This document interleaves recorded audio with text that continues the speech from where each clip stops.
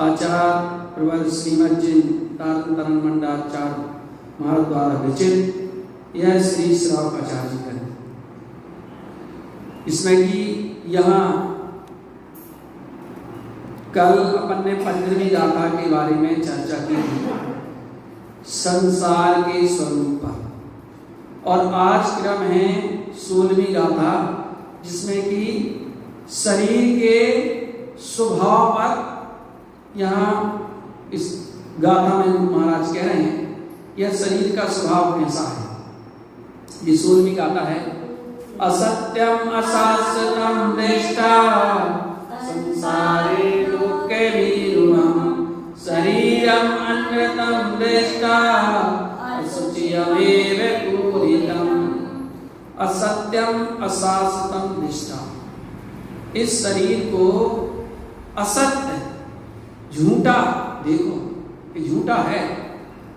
अशाश्वत अशाश्वतम अशाश्वत है, मतलब शाश्वत नहीं है। जैसे आत्मा शाश्वत है ना, ऐसे शरीर शाश्वत नहीं है। ऐसा देखो संसारे दुख भीरुम, और यह संसार में दुख और भीरुता को है ना ये बढ़ाने वाला है। शरीरम अन्यतम दृष्टा, इस शरीर को अन्यतम मतलब छलम कर देखो, और यह असुचि अमेव पूरितम, यह अपवित्र और गिलानी कारक पदार्थों से पूरितम परिपूर्ण है, भरा हुआ है। इतनी बात गुरु महाराज यहाँ कह रहे हैं। पहली बात ये कह रहे हैं कि असत्य है, ये शरीर असत्य है, सत्य नहीं है। असत्य का अर्थ होता है कि जैसे आत्मा सत्य है ना, ऐसे ही ये शरीर सत्य नहीं है। जैसा दिखता है वैसा नहीं है। असत्य से मतलब क्या है? जैसा दिखता है वैसा नहीं है। ऊपर से तो सुंदर दिखता है, किसी का सुंदर शरीर होता देखो कितना सुंदर दिखता है, लेकिन अंदर पल रधर राध मल थैली की कस बसादिते मेली नव द्वार वह घिनकारी अस्देह करे किम यारी। है क्या अंदर से कैसा है? बाहर से सुंदर दिख रहा है और अंदर से पवित्र सा लग रहा है, लेकिन अंदर देखो कितना अपवित्रता है। इस शरीर में इतनी अपवित्रता है, ये शरीर इतना अपवित्र है कि जो जो वस्तु तन में ना बस्ती में ना बन में, ऐसा कहा है। इतना अपवित्र है, इतना घिनावना है।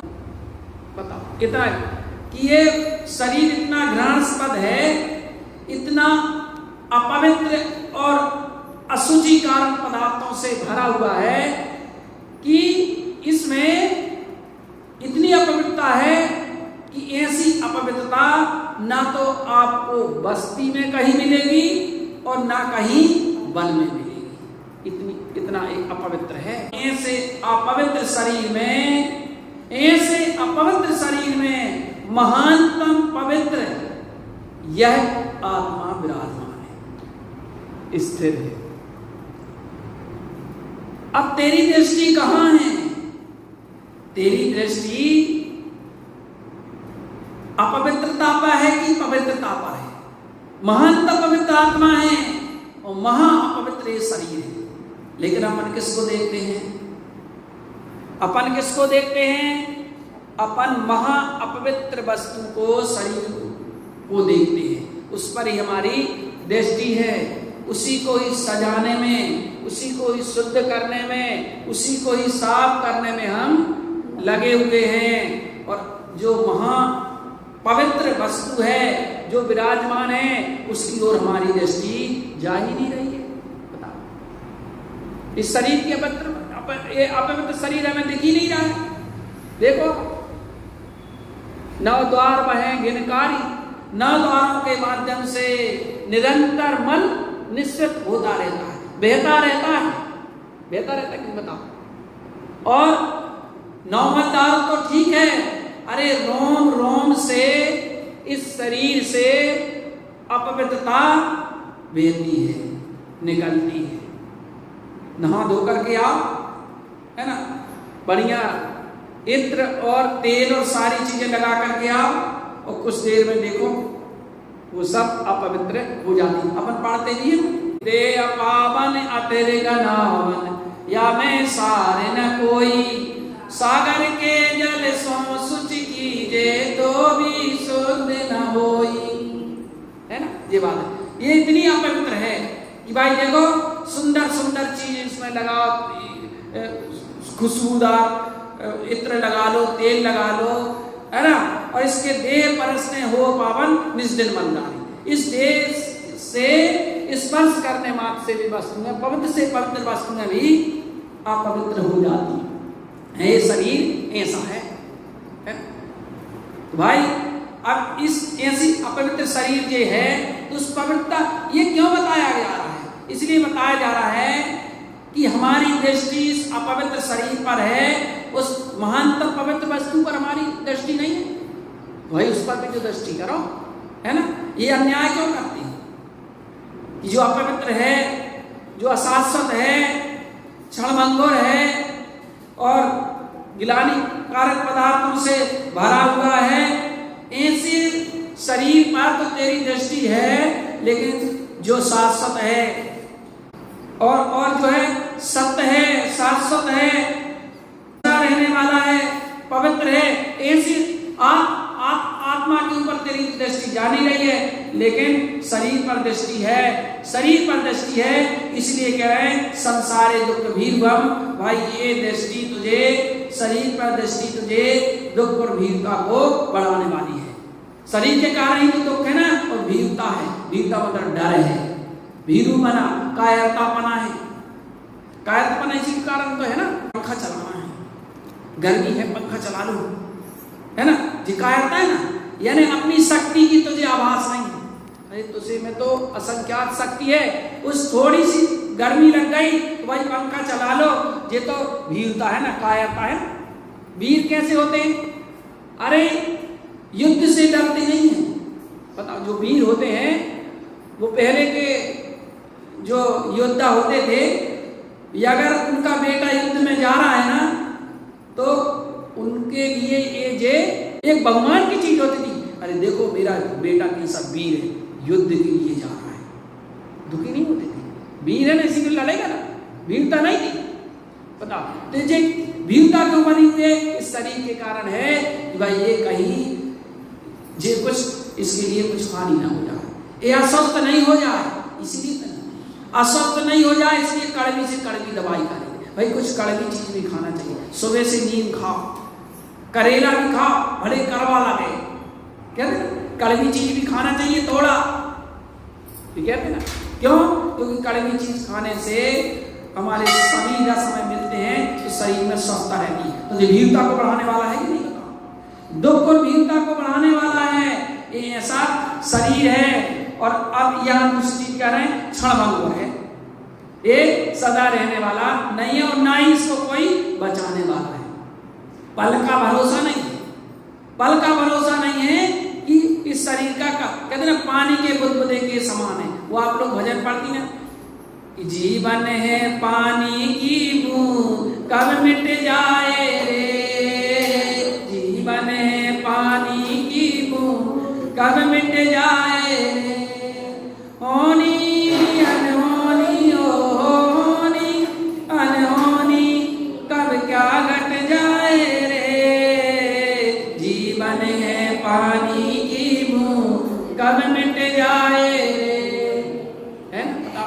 तो पढ़ते भी हैं अपन, ये पानी की बूंद की तरह कैसा है, अशाश्वत है, अनरत है, क्षणभंगुर है, और इसको कोई बचाने वाला भी नहीं है। पर मेरी बात पढ़ती, दल बल देवी देवता माता पिता परिवार मरती बिलिया जीव को न लागा।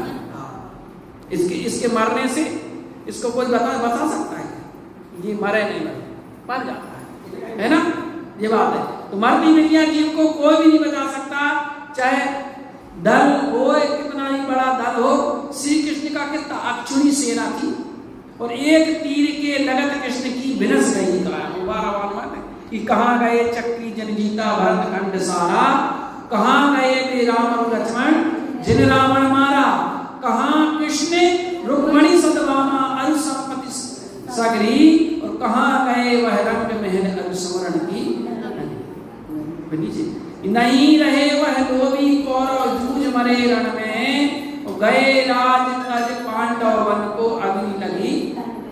मोह नींद से उठ गए चेतन तुझे जगा मन को, और हो दयाल उपदेश करें गुरु। पढ़ते हैं भाई, बताओ कि चक्र श्री कृष्ण अक्षणी सेना थी जिनके पास, और जिनके पास 6 खंड का रास्ता ऐसे भरत महाराज, और वे राम और लक्ष्मण, वे सब बताओ उनको भी मृत्यु ने नहीं छोड़ा, उनको भी मृत्यु ने नहीं छोड़ा, तो हमको छोड़ेंगे क्या? अब कोई कहे कि नहीं भाई इसमें तो हमारी बात आई नहीं है कि राजा राणा छत्रपति हाथिन के असवार वो मरना सबको एक दिन अपनी अपनी बात, वो तो उनकी बात आई है, हमारी तो बात आई नहीं। अरे जब वो नहीं रहे इतने शक्तिशाली और सामर्थ्यवान, तो पर हमारी गिनती क्या है? ये विचार करने वाली बात। इसको मरने से कोई बचा नहीं सकता है। तो भाई कहते ऐसा इस शरीर को देखो कि ये सत्य है अशाश्वत है, ऐसा देखो, क्योंकि अगर ऐसा नहीं देखेंगे, क्योंकि ऐसा है ना, ये नहीं कह रहे कि देखो ऐसा नहीं है और देखो, ऐसा है। क्या ऐसा है? इसलिए देखो, एक तो असत्य है, झूठा है, अशाश्वत है, सदा रहने वाला नहीं है, और संसार में दुख और भीड़ता को बढ़ाने वाला है। एक इस शरीर को क्षणभंगुर देखो, और अशुचि अपूर्णम, और एक अपवित्र और गिलानीकारक पदार्थों से भरा हुआ है। सो देखो, और ये वास्तवता बता रहे हैं, ये देखो ऐसा है कि नहीं है भाई। इससे वैराग्य उत्पन्न करो, इससे वैराग्य हो, इसमें आसक्त मत रहो, इसमें आसक्त मत रहो। तत्वार सूत्र में भी आया है जगत काय स्वभाव, तत्वार सूत्र में आया ना वो सूत्र कि जगत काय स्वभाव हुआ संवेग वैराग्यार्थम। क्या जगत के मतलब संसार के स्वरूप को और इस शरीर के स्वभाव, जगत के स्वरूप का विचार करो, संसार के स्वरूप का विचार करो, और शरीर के स्वभाव का विचार करो। इससे क्या हुआ? संवेग और वैराग्य प्रकट होता है। वैराग्य प्रकट करना है ना भाई, छूटना है कि नहीं छूटना? सबसे पहली तो बात यही अटक जाती है कि हमें छूटना भी है कि नहीं छूटना। इस शरीर से हमें वैराग्य उत्पन्न करना भी है कि नहीं करना। बात तो यहां पर आकर के अटक जाती है ना, ये बात है। बात तो है कि वास्तव में हमें ये लग रहा है कि भाई हमें ये शरीर नहीं चाहिए, है ना, वैराग्य या दे धन संपत्ति सारभूत नहीं है। इससे विरक्तता जो आसक्तता है ना, यानी जो हमारा लोभ लगा हुआ है, जो हमारी इच्छा लगी हुई है, तो उससे हमें विरक्तता, हमें लग रहा है कि होना चाहिए, लगना चाहिए, और जब देखेंगे तब होगी। इसके स्वरूप को हमने नहीं समझा ना। अगर हम इसके स्वरूप को समझ लेंगे, शरीर के संसार के स्वरूप को समझ लेंगे, तो फिर कह रहे भाई तुम्हें विरक्तता हुए बिना नहीं रहेगी। तुमने अभी उसके स्वरूप को नहीं समझा, संसार के स्वरूप को भी अभी तुमने जाना नहीं है। जान लिया अगर मान लो तो माना नहीं है, क्योंकि मानना ही जानना है वास्तव में, जानना बात मानना नहीं। क्योंकि अगर हम मानेंगे नहीं, जानते रहेंगे, तो इससे क्या होगा? अब जानते रहे कि भैया इस शरीर के अंदर महागिरामनी वस्तु है भरी हुई, अपन भी देख रहे हैं, है ना। पल रोदन रात मल थैली की कस वसादी ते मैली, नवद्वार महे गिनकारी अस्तेय करे क्यों। यानी इन नवद्वारों के माध्यम से निरंतर मल निष्कृत होता रहता है। खून, पीत और हड्डियों का एक भंडार है ये शरीर। अब बताओ, जान तो रहे हैं ये हड्डी के अलावा अंदर में क्या है? कुछ नहीं है। और अंदर में खून भी भरा हुआ, पीप आदि भी भरी हुई, मल भी भरा हुआ, जान रहे कि नहीं जाना? लेकिन ऐसा मान नहीं रहे, है ना। ऊपर से इतना सुंदर दिख रहा है, कहते भाई जैसे मक्खी होती ना, तो मक्खी की चमड़ी जो होती है पतली पतली होती है ना, कितनी पतली होती मक्खी की चमड़ी, ऐसी ही इस शरीर के ऊपर चमड़ियां, पहले तो वो चमड़ी है पतली पतली जो मक्खी के ऊपर, वो सुंदरता दिख रही है, उतनी की सुंदरता। थोड़ी सी कुछ उसमें खरोंच लग जाते, देखो हो जाता, थोड़ी सी खरोंच लग जाती वहीं दाग बन जाता, बताओ ऐसा है, तो ये तो हमको दिख नहीं रहा है, ऐसा है। इसका मतलब ये कि हम उसको इससे विरक्त होने नहीं चाहते हैं। भाई विचार करो तो विरक्त हुए बिना नहीं रहेगा। इससे क्या होता है, संवेग और वैराग्य की प्राप्ति होती है। तत्ववाद सूत्रकार कहते हैं कि संवेग और वैराग्य की प्राप्ति होती है। संवेग का मतलब होता है संसार से भयभीत बना होता है कि देखो संसार में 4 गति 84 लाख योनियों के माध्यम से मैं अनादिकाल से कैसा परिवर्तन करता चला आ रहा हूँ। स्वरूप का विचार करने से ये भयभीत बना होता है। और वैराग्य का मतलब होता है शरीर से वैराग्य, कि इससे विरक्तता होती है कि देखो भाई कैसा अपवित्र है और इस कैसी मेरी इसमें आसक्ति बनी हुई है, कैसा इसमें मैं लगा हुआ हूँ। तो मुझे अब क्या करना है, मुझे तो महंतम पवित्र जो वस्तु इसमें बैठी है उसको देखना है, क्योंकि वो ही मैं हूँ। और उसके आश्रय से उस परमानंद की जो प्राप्ति मेरे जीवन में होगी, ऐसा अपन देखें शरीर को। इसी मंगल भावना के साथ बोलिए श्री गुरु महाराज की।